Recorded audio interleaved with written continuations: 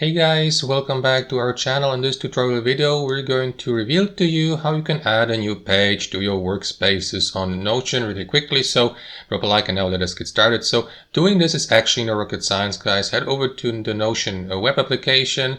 Make sure that you're logged in with your account and select your workspace in the top left corner. So let me go with this one for the sake of this tutorial. And basically there are two different ways how you can start a new page. So as you can see, I created a test page like this that is listed here under my current workspace. The first option would be to simply click on that plus icon next to your workspace name here and select your next format, like for example an empty page or an empty database.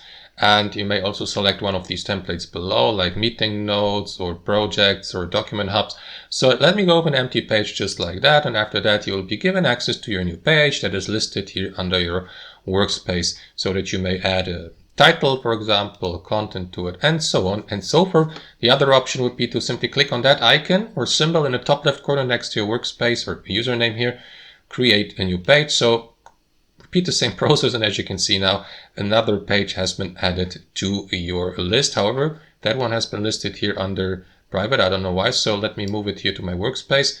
And that's basically it, guys. That's how it works in practice. I hope you enjoyed this video, got some real value from it, and we'll see you next time on our channel.